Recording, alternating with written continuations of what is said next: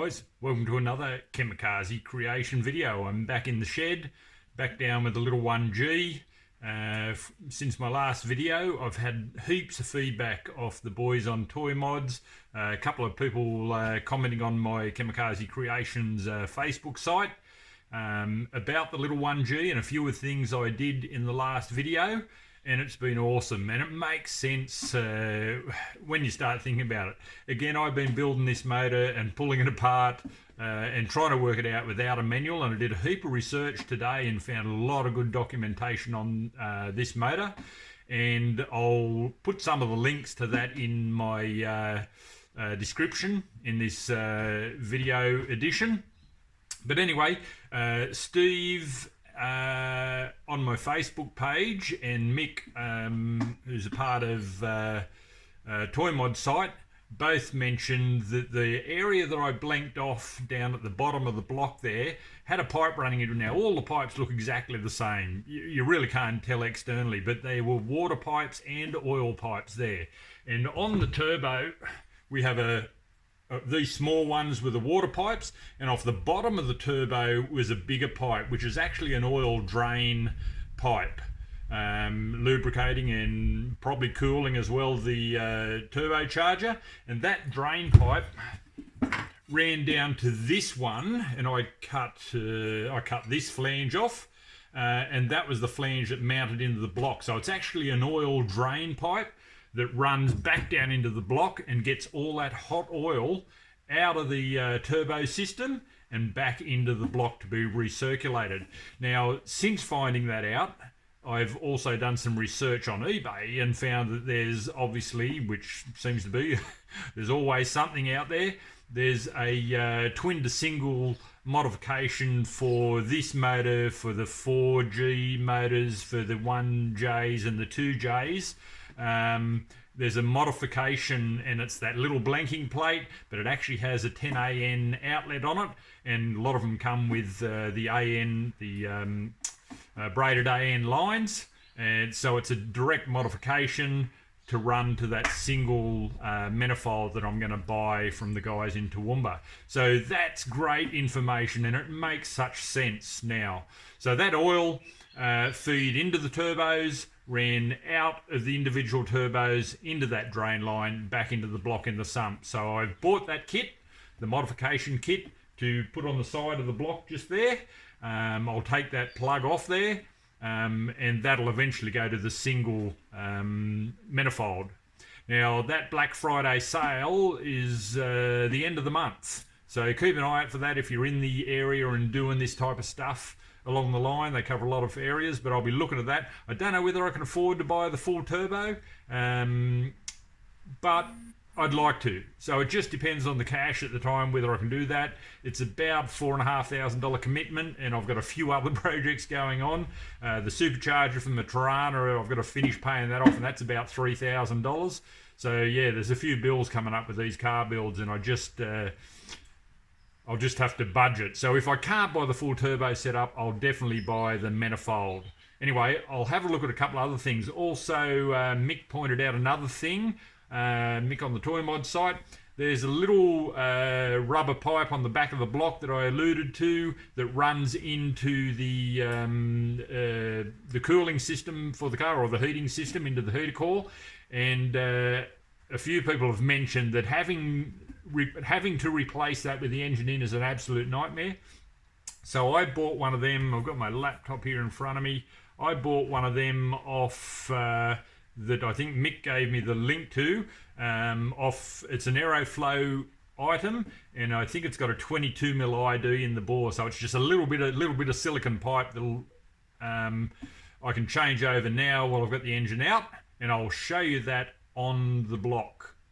I thought about drilling and tapping this out, but the AN fitting that I was going to put in there was about $25 anyway, and the full adaptation kit, which has an AN fitting on it, was about $30. So I've just bought one of them. Hopefully the bolt holes are the same distance apart, but I'm pretty sure they will be. Also, I think it was Mick again, who's been an absolute brilliant source of information. That bottom part of the thermostat housing does spin on that outlet pipe, And apparently there's a rubber O-ring inside there. So I'm going to pull that apart, fix that rubber O-ring up again while I've got it apart. Oops, sorry for shaking the phone. And that'll be another issue solved. I've got to make some gaskets up for in here. And that bit of rubber pipe, and you can see when you look at it, what a nightmare. This little bit of rubber pipe in here, it's only very short. But to get to that with it in the car would be an absolute nightmare. We'll have a look from the top. As you can see, it's down, right down. It's right up against the firewall, getting into that bit of rubber pipe. So if there's anyone else doing this, that was an awesome suggestion. Now there is this line here. So coming off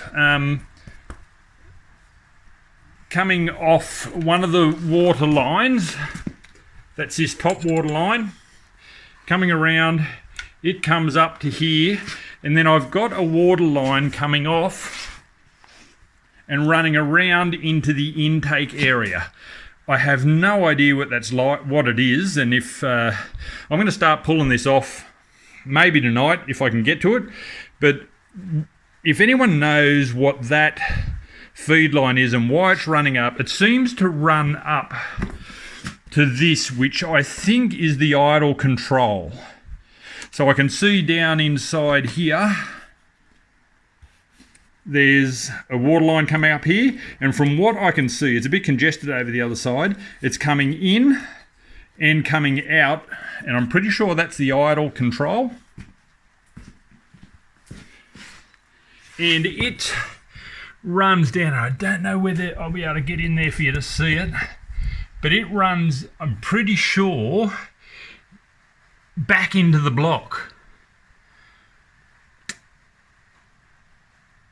It's right up in around the oil filter area there. So I'm going to pull that off tonight and have a look and see what that is. But if you've got any suggestions on that, that'd be greatly appreciated. Learning heaps and loving the learning, really loving the feedback from you guys out there in Cyberland. Facebook, especially on the Toy Mod site and the First Gen site, giving me heaps of information. I've been posting a fair bit on my Kamikaze Creations website, my personal website, and or Facebook page, and I'm getting a few good comments there, which is brilliant. I'm really trying to build a bit of resource on YouTube, and I appreciate the comments in YouTube because, they really add to the videos in there for people who are going to do this in the future. So thanks, guys, for commenting in there. But Facebook is another awesome resource, and I appreciate all the comments, all the feedback, and all the help. You guys have been awesome. Thanks so much. I've been into this little engine, especially the intake side. I've managed to get the wiring harness all out. Down here we've got the fuel rail and a few of the fuel lines. Over here we've got the intake manifold, really complex and hard to work on and get out, so I'm hoping there's a fair bit of simplification in this process. This is quite a unique little item, has a whole heap of butterfly valves inside there, seems to be controlled by this solenoid. I've put the injectors back in just to seal it up a little bit there, but this is going to be open in a second. But yeah, that side's finally off, so I'll be interested to do a bit of research, see what I need before I put it back together, and hopefully planning on changing the throttle body setup. I'd like a front mount throttle body, but anyway, we'll look at that as we get closer. So there we have it, guys. The intake side is stripped down. Going to do a little bit of research on that. I'm going to go down and buy some gasket paper and finalise the exhaust side today, and then I can start concentrating on this intake side. Anyway, guys, thanks for watching.